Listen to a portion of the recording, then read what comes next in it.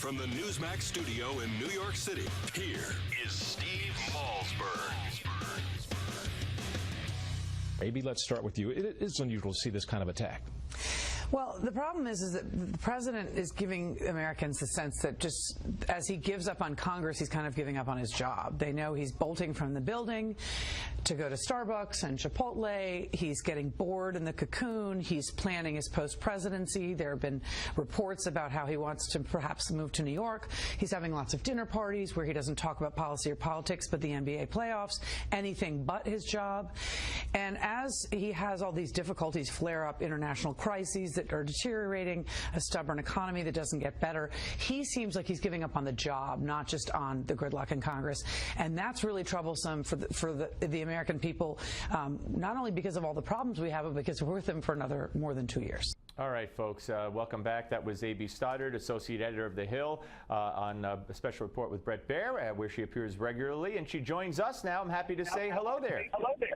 Hello, thanks for having me. It's always my pleasure. And I got to tell you, I had the same observation the other day. I think it was when I saw Obama with his shirt sleeves rolled up, and he was talking. It was the Sue Me speech when he said, "What got to fund the highway fund, and if you don't like what I'm trying to do, go ahead, sue me." And I said, he just seems so. He was reaching. He was disinterested. He was all over the place. And I said, this guy doesn't even want to be there. Yeah, there's a certain sense he's giving off of being fed up.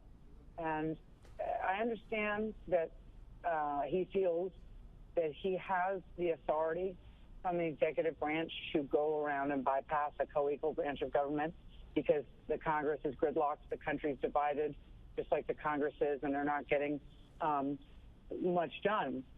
But that is not his choice.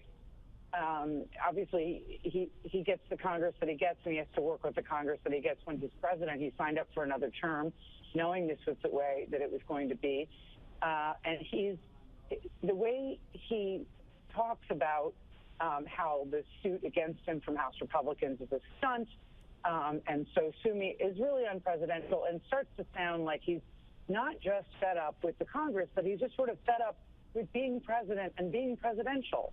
I think that part of the burden of being president is that you always have to be presidential. Every time you talk about anything, you need to use measured, mature tones and choices of words. And increasingly, you even saw when he was talking about the Sergeant Bergdahl release, when he was overseas standing in front of our European allies with all the world watching, he said, "I'm familiar with these controversies cooked up in Washington."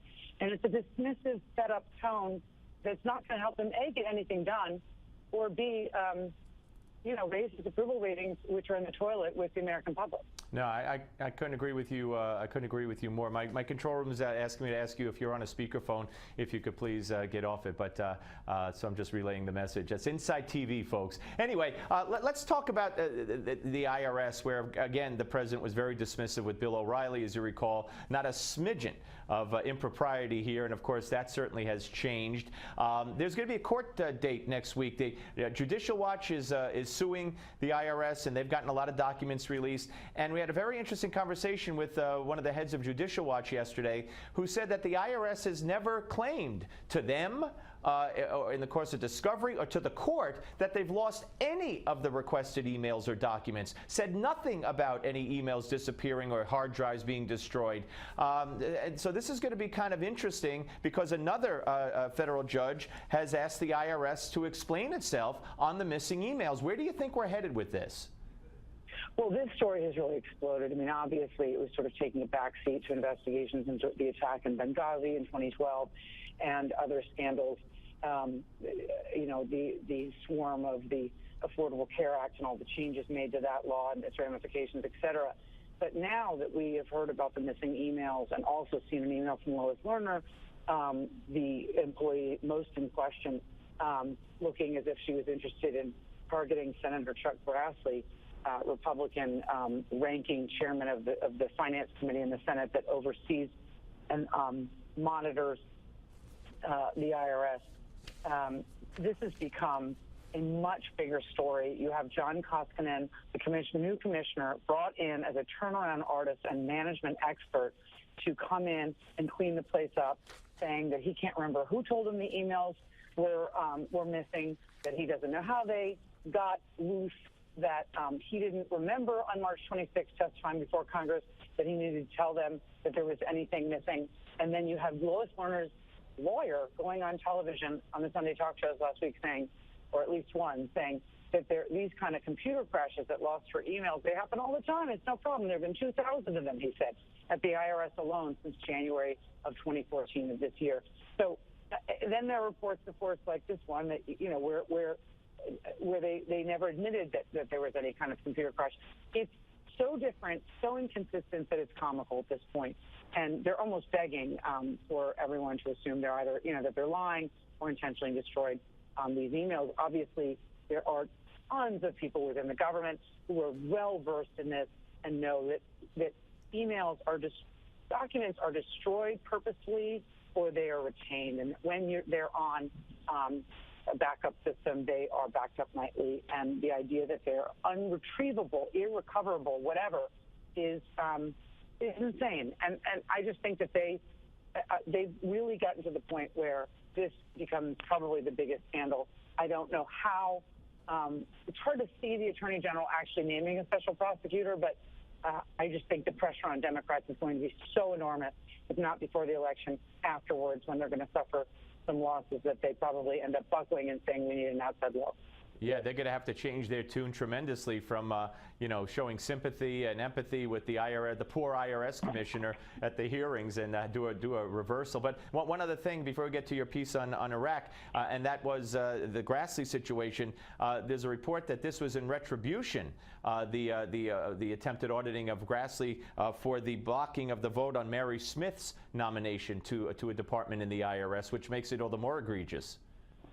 So retribution has no place in any of this. The IRS is one of the sections of our government that needs to be more above board and more straightforward and more transparent and more accountable than many of the rest of them, simply because of the power it holds over the American people and the discipline it demands of us in terms of record keeping and meticulous attention to our own paper trails. This is just not going to fly. This is the kind of thing that even people who do not sit around complaining about big government and worry that the government is taking over their lives are terrified about. The mismanagement, the incompetence alone, before we even get to the idea that there's retribution and punishment and intentional destruction of records, is outrageous, and it has to stop. It's like the VA. I mean, how could this have been going on since 2005 and Obama campaigned on fixing it and it's still a hot mess? How could the IRS ever be in a situation where they could tell us that the records are gone, let alone a paper trail proving that they're using their office for political gain and trying to punish a U.S. senator in the most unfounded way? It's just, again, this is the kind of thing that it's going to become so hard, in my estimation, for Democrats to stand by. And for someone like Hillary Clinton, whose campaign really begins, the quarter of the week after the midterms, to continue to defend. Yeah, well, she actually did say if the IRS is involved, it's a scandal, and then went on to poo-poo it, but she did have that opening comment about it. Let's move on quickly to Iraq. We had Senator Joe Lieberman on at the top of the show, and he, for one, said that he's very unhappy the way the Obama administration has handled the whole Iraq situation. You wrote a great piece on it at thehill.com, Iraq then and now. Talk about where you fall on this. Well, I'm as upset as everyone that we have a very new challenge, and it's terrifying, which is that it's not just whether the Kurds and Shia and Sunni of Iraq are going to tear the country into three. It's really whether or not we're going to see non-state actors and terrorist groups, succeed in taking over sovereign countries, erasing borders, and trying to affect some new world order where they have large swaths of territory.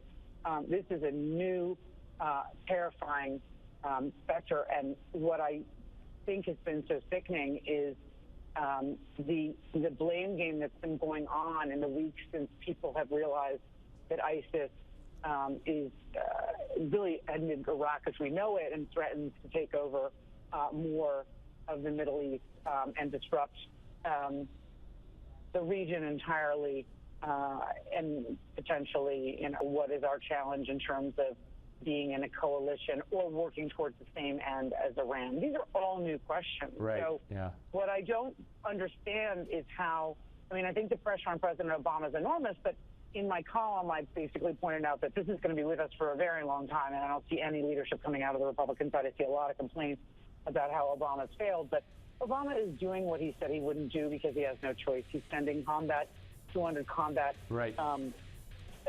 troops back in. He will probably end up sending more. He's going to do things he doesn't want to do. AB, we're out of time, but I urge everyone to go to thehill.com and read AB's column. AB, great talking to you. Thank you very much. Enjoy your 4th. Thank you. Bye. All right, folks. Give Me 5 is next. Don't go away.